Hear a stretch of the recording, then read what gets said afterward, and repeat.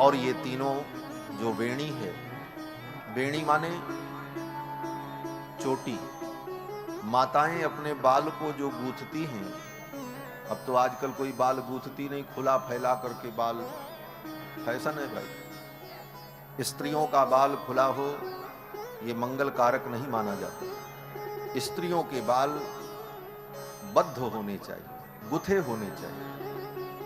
भागवत में वर्णन है कि श्री रुक्मिणी जी ने अपने बालों को धुला था और अभी बाल कुछ सिक्त थे, गीले थे, इसलिए गूंथने योग्य नहीं थे। और उसी समय उन्होंने अपने बाल को बटोर करके जूड़ा बना रखा था। भगवान गोविंद कृष्ण ने मनोविनोद करते हुए रुक्मिणी जी से कुछ परिहास की बात कही और उस परिहास को रुक्मिणी जी ने सत्य समझ लिया और दुखी होकर, व्याकुल होकर के मूर्छित हो गईं और गिर पड़ी। जब वो गिरने लगी तो भगवान गोविंद कृष्ण ने अपने दोनों हाथों से उन्हें संभाला। हाथ में तो रुक्मिणी को संभाल लिया, लेकिन जूड़ा खुल गया। जूड़ा जब खुला तो रुक्मिणी के बड़े बड़े केश भूमि का स्पर्श करने लगे, खुले केश। तो भगवान ने देखा एक सौभाग्यवती स्त्री का केश खुला हो और भूमि का स्पर्श करे तो ये तो अमंगल है। अब भगवान दो हाथ से तो रुक्मिणी जी को पकड़े हुए थे और रुक्मिणी जी स्वयं मूर्छित थी, वो अपने हाथों से अपने केश को बांध नहीं सकती थी। तो उस समय भगवान गोविंद ने चतुर्भुज रूप धारण कर लिया। भागवत में वर्णन, दो भुजाओं से भगवान गोविंद ने रुक्मिणी जी को संभाला और अपनी दो भुजाओं से रुक्मिणी के केश को बटोर करके पहले बांधा और तब उनको शैया पर लिटाया और अपने शीतल कर कमल से उनके मुख पर हाथ फेरा तो उन्हें चेतना आई। ये मर्यादा। महाराज, तो माताएं जो चोटी बांधती हैं उसी को वेणी कहते हैं। बाल के 3 हिस्से करके, पहले ही 3 बराबर हिस्सा करके फिर ऐसे ऐसे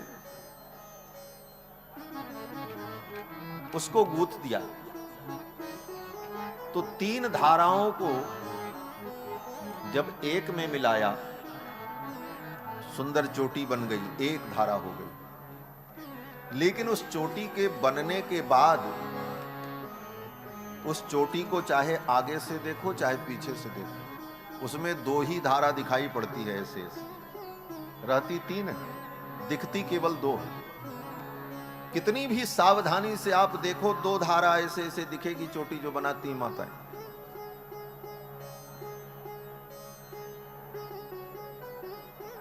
दिखती 2 धारा है, रहती 3 है। उसी का नाम वेणी है। वेणी माने चोटी। और 3 धाराओं से मिलकर के वो बनती है चोटी, इसीलिए उसका नाम त्रिवेणी है। इसीलिए यहां पर भी गंगा जमुना सरस्वती 3 की धारा मिलकर के त्रिवेणी बनी, जिसमें 2 धारा दिखाई पड़ती है गंगा और जमुना, और सरस्वती उसी के बीच में है जो दिखाई नहीं पड़ती। उभयोः संगमम यत्र तत्र लुप्ता सरस्वती। जहां दोनों धाराओं का संगम होता है वहीं सरस्वती लुप्त हो जाती है, उसी में छिप जाती है। ये त्रिवेणी है। और ये त्रिवेणी कौन है? बोले गंगा जमुना सरस्वती स्वयं भगवान ही। इसीलिए यहां जो भगवान विराजते हैं उनका नाम है वेणी माधव भगवान। क्या नाम है? वेणी माधव भगवान। भगवान वेणी के रूप में माधव ही विराजमान है। किस प्रकार से? बोले देखो, गंगा भगवान के चरणों से प्रकट हुई। तो गंगा जी क्या है? बोले गंगा जी भगवान का चरणारविंद है, चरणारविंद का स्वरूप है।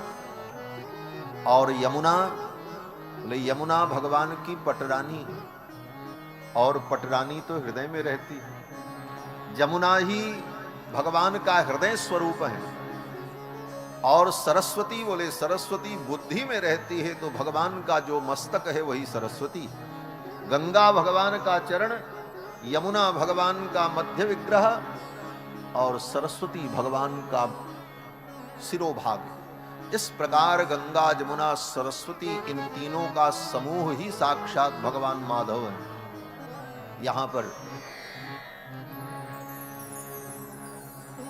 त्रिवेणी में स्नान करते हैं तो हम ब्रह्मद्रवा भगवती गंगा और जमुना के पावन जल में स्नान करके ब्रह्म परमात्मा में ही हम अवगाहन करते हैं, भगवान में ही अवगाहन करते हैं। भगवान ही जल रूप है।